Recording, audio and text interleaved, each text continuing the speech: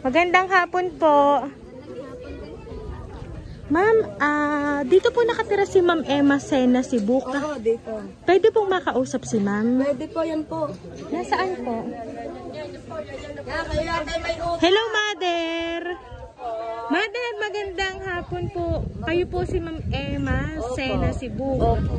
Ma'am, meron po kasi ma'am nagpapunta dito sa amin, dito po sa inyong barangay, Barangay San Isidro, Rosario, Batangas. Tama po.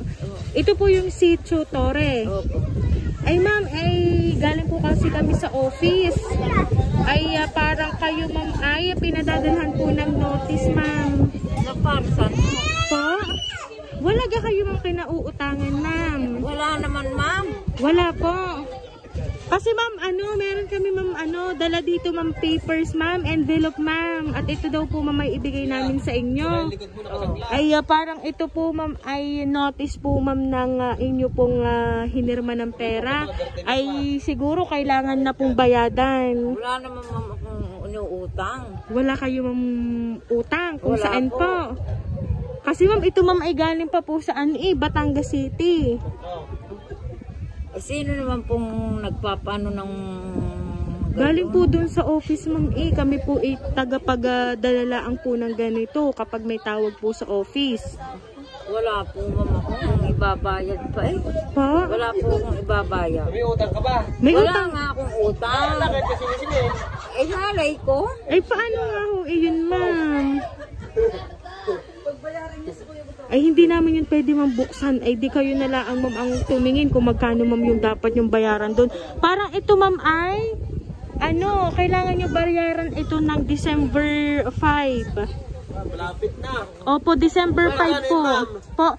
Sabi ko po kay ma'am, hindi ko po alam kasi si ma'am po yung dapat mag-open po noong papers. Ubo naman ang bahay ko wala naman akong ibabayad. Saan ka ba kinagkautang? Hindi ko nga alam kung bakit ako biniglang may utang. Iya, batay tayo dyan. Ay wait lang ma'am. Ano pong meron dito? Ay, birthday ko po, ma'am. Birthday nyo ma'am! OMG! Ngayon pa talaga kami pinapunta. Ay siya baka ma'am nakita dun sa inyong information. Ngayon pala ang birthday nyo ma'am. Ay paano ito ma'am? Kasama nyo na yan. Wala kami pera ka. Isasama na ako? Ay paano Paano kung sasama naman kayo yung mga mahal kong anak ko?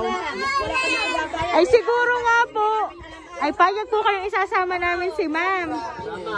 Ay siya, pwede naman hong isama't gayak naman si mother. Ano ha? Ay hindi sasama ko namin kayo dun sa sasakyan. Ma'am, pakicheck na lang muna ma'am ha kung ito nga talaga in-notice. Sino kakausapin doon? Yung Po? manager? Yes po, meron po Ay, dong manager dun po sa sasakyan. Ha? Kay Tinoy. Wala, siya ay hindi ako Ma'am, samahan nyo na lang po ako ma'am. Para makita nyo ma'am. Para makita nyo kung talagang yun ay para nga sa inyo yung notice na iyon. babayaran ka. Igukulong na pala yan. Mawala ko na kapay sa akin siya. Isasama ka ngayon. Ito mo na yung may-ari. Nasaan yung dalaga? Ay mother, paano iyon? Paano nga yun? Wala man nila ako peta ka alam na utang. Ay paano nga ho iyon?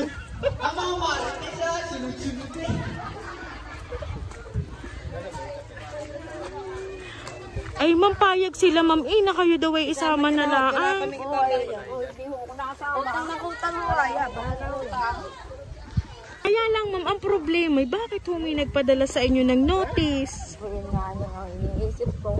Nasakat ng aking ulo.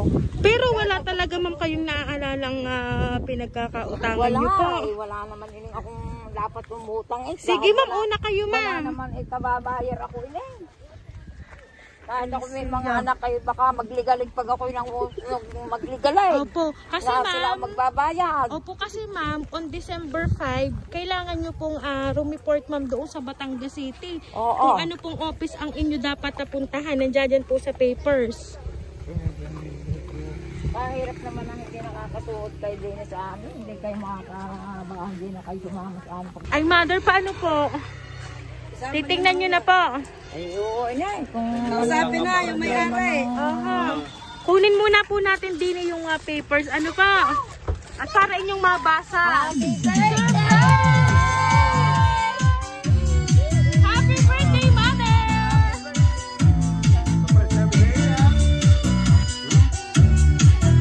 Happy ka, ma'am! Ayan, Mother! Happy birthday po! Ayan, mga balloon para po sa inyo, ma'am.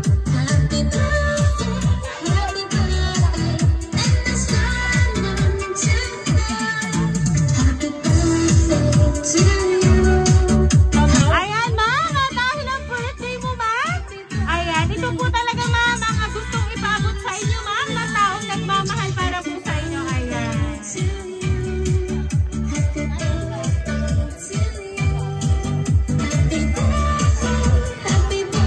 Ayan, ma'am. Alam niyo po ba, ma'am, kung sino po ang nagpadala po ng surprise na yan para po sa inyo? Ayan, so ngayon, ma'am, babasahin ko lang po, ma'am, ang mensahe po ng taong nagpadala po ng surprise na yan para po sa inyo.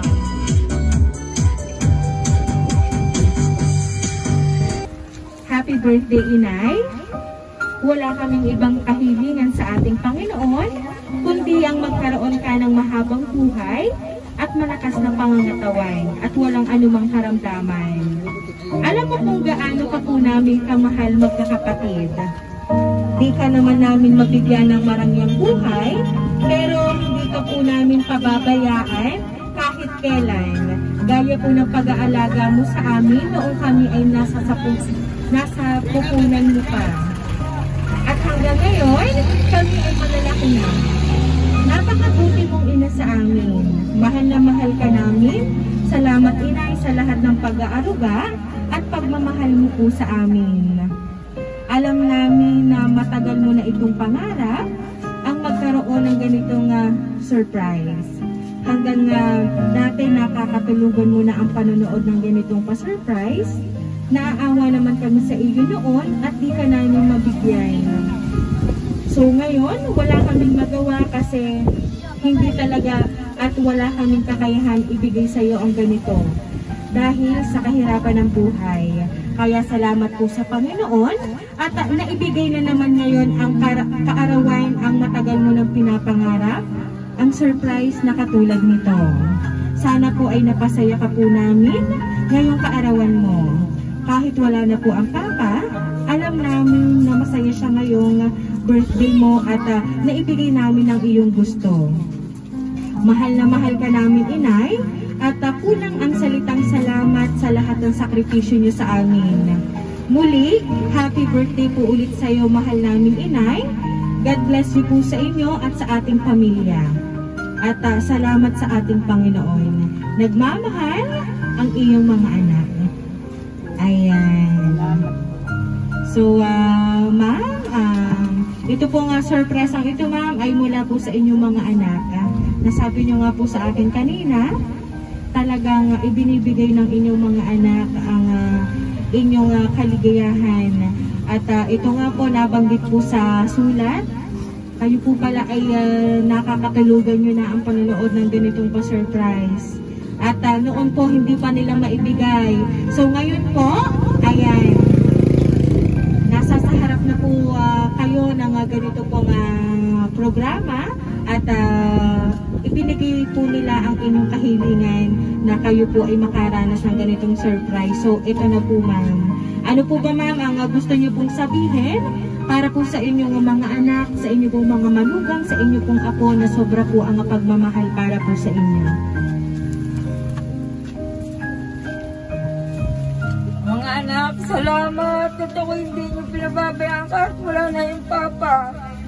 Awa ng Diyos, ibig kayo ibigyan ng Panginoon ng mahabang buhay para ko inyong mabigyan. At dahil wala namang magbibigay sa akin kundi kayong mga aking mga anak. At ako'y nagpapasalamat sa Panginoon at talagang ibinibigay sa inyo ng Panginoon ang para ko mabigyan ninyo ng kasayahan, mga anak ko. Hindi nyo ko kinakawa, kakasalan ako sa pagsasalita. Mga anak, hindi mga manugang ko, napakaraming salamat sa inyo. Lahat kong mga manugang, wala akong pinipili, mga kapatid ko, ay kayo ay mahal ko. Los, ikaw ay napakabuting hipag. Hindi nyo rin ako pinababayaan. Ang aking mga anak, Jane, Budoy, Joshua, Kuya Rinyel, ako hindi mo pinababayaan kahit nasa ibang bansa ka. Ang iyong asawa ay narito sa harap ko, mga pamangkin, apo ko. Ako'y nagpapasalamat sa inyo. At hanggang doon lang, Ineng, ang masasabi ko basta ako'y nagpapasalamat sa inyo. Ayan. Alam mo po ba, ma'am? Kung ano po, ma'am, ang inyong kasiyahan ngayong oras na ito, ma'am? Mas higit pa po ang nararamdaman na kasiyahan ng mga taong itong nasa sa paligid niyo, ma'am. Ayan. Kaya naman po, ma'am, once again po, happy birthday!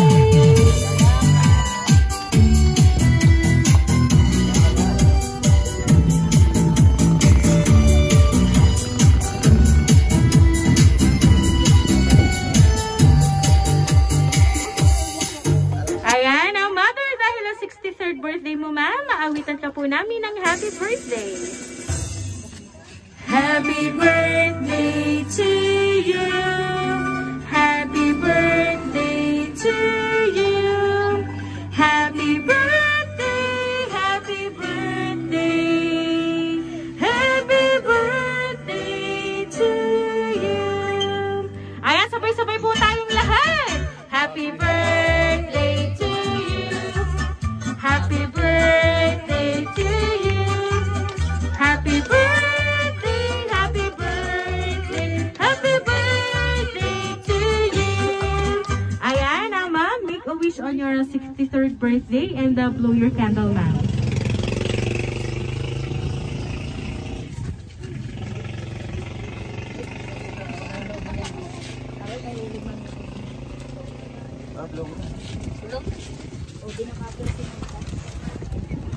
Ayan, ma'am, once again po, happy birthday!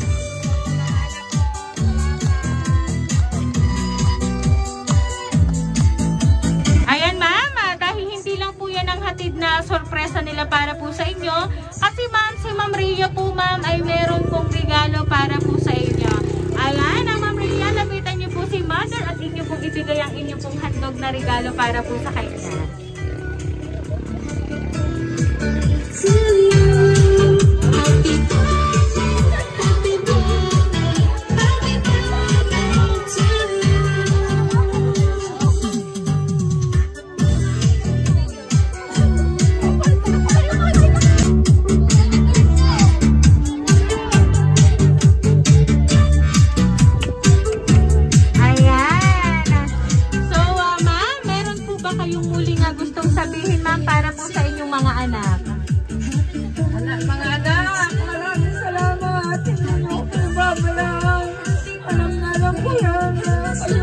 Mabuti sa anak, lahat kayong mga manugang ko, hindi nyo pinababayaan ako. Yan na lang po. Ayan, so ma'am, kami lang po ay magpapakilala, ma'am, para po sa inyo. Kami po ang Rain Surprise Delivery all the way from Barangay Calicanto, San Juan, Batangas. At binabati ka po namin, Mother, ng happy